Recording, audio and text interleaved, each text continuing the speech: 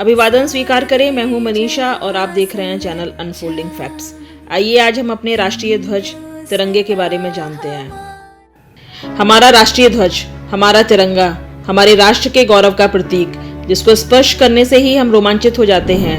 हमारा राष्ट्रीय ध्वज वर्तमान में जिस स्वरूप में दिख रहा है, वैसा बनने में इसको अनेकों वर्ष लगे। आइए जानते हैं कि वर्तमान स्वरूप से पूर्व भारतीय राष्ट्रीय ध्वज कितने पड़ावों से होकर गुजरा है।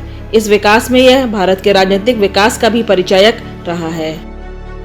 प्रथम ध्वज 1904 में स्वामी विवेकानंद की शिष्या भगिनी निवेदिता द्वारा बनाया गया था। अगस्त 1906 को पारसी बागान चौक कलकत्ता में से कांग्रेस के अधिवेशन में फहराया गया था। इसमें ऊपर की हरी पट्टी में 8 कमल थे और लाल पट्टी में सूरज चांद बने थे। बीच की पट्टी में वंदे मातरम लिखा था। द्वितीय ध्वज को पेरिस में मैडम कामा और 1907 में उनके साथ निर्वासित किए गए कुछ क्रांतिकारियों द्वारा फहराया गया था। यह ध्वज बर्लिन में हुए समाजवादी सम्मेलन में भी प्रदर्शित किया गया था। इसमें सबसे ऊपर की पट्टी पर केवल 1 कमल था, किंतु 7 तारे सप्तऋषियों को दर्शाते थे। 1917 में भारतीय राजनीतिक संघर्ष ने एक निश्चित मोड़ लिया। डॉक्टर एनी बेसेंट और लोकमान्य बाल गंगाधर तिलक ने आंदोलन के दौरान तृतीय चित्रित ध्वज को फहराया। इस ध्वज में 5 लाल और 4 हरी क्षैतिज पट्टियां एक के बाद एक और सप्तऋषि के अभिविन्यास में इस पर 7 सितारे बने थे। ऊपरी किनारे पर बाईं ओर यूनियन जैक था। स्वतंत्रता संग्राम सेनानी पिंगली वेंकैया ने एक बार विजयवाड़ा में कांग्रेस अधिवेशन के दौरान महात्मा गांधी को भारत के राष्ट्रीय ध्वज के लिए सुझाव दिया था। गांधी जी को यह विचार पसंद आया। वेंकैया ने 5 साल तक 30 देशों के ध्वजों पर रिसर्च की और वर्ष 1921 में 2 रंग वाले लाल और हरे रंग के झंडे को पेश किया। वर्ष 1931 तिरंगे के इतिहास में एक स्मरणीय वर्ष है। तिरंगे ध्वज को भारत के राष्ट्रीय ध्वज के रूप में अपनाने के लिए एक प्रस्ताव पारित किया गया और इसे राष्ट्रीय ध्वज के रूप में मान्यता मिली। यह ध्वज, जो वर्तमान स्वरूप का पूर्वज है, केसरिया, सफेद और मध्य में गांधी जी के चलते हुए चरखे के साथ था। यहाँ यह भी स्पष्ट रूप से बताया गया था कि इसका कोई सांप्रदायिक महत्व नहीं था।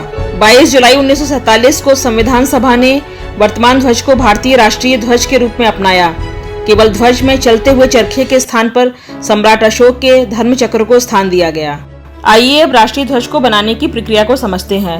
कर्नाटक ने धारवाड़ जिले में दुबली शहर के पास बेंगरी गांव के निकट कर्नाटक खादी ग्रामोद्योग संयुक्त संघ ही भारतवर्ष में अधिकृत निर्माता एवं विक्रेता है।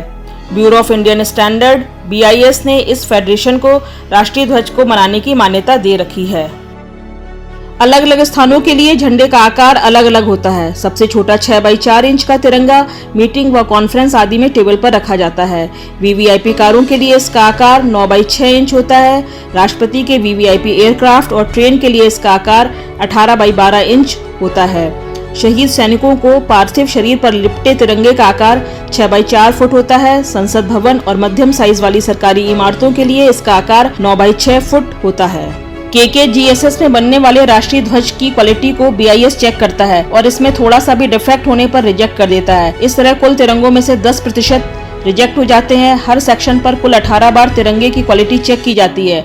राष्ट्रीय ध्वज को कुछ मानकों पर खरा उतरना होता है, जैसे KVIC और BIS द्वारा निर्धारित रंग के शेड से तिरंगे का शेड अलग नहीं होना चाहिए।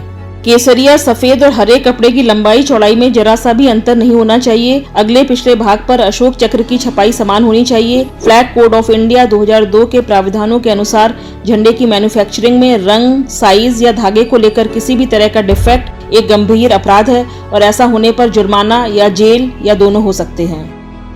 KKGSS में 80 से 90% महिलाएं हैं। KKGSS का प्रमुख उत्पाद राष्ट्रीय ध्वज है। इसके अलावा वह खादी के कपड़े, खादी के carpet, khadi bags, khadi caps, khadi bedsheets, साबुन, हाथ से बना कागज और प्रोसेस्ड शहद भी बनाता है। इंडस्ट्रियलिस्ट और पूर्व सांसद नवीन जिंदल ने देश के हर नागरिक को अपना प्यारा तिरंगा फहराने का अधिकार दिलाया। सुप्रीम कोर्ट के आदेश से 26 जनवरी 2002 से भारत सरकार फ्लैग कोड में संशोधन कर भारत के सभी नागरिकों को किसी भी दिन राष्ट्रध्वज को फहराने का अधिकार दिया गया, बशर्ते इस राष्ट्रध्वज को फहराने के क्रम में राष्ट्रध्वज की प्रतिष्ठा, गरिमा बरकरार रहे और किसी भी स्थिति में इसका अपमान न होने पाए। यह राष्ट्र का प्रतीक है और सर्वोपरि है। तो ये थी आज तिरंगे के ऊपर प्रस्तुति।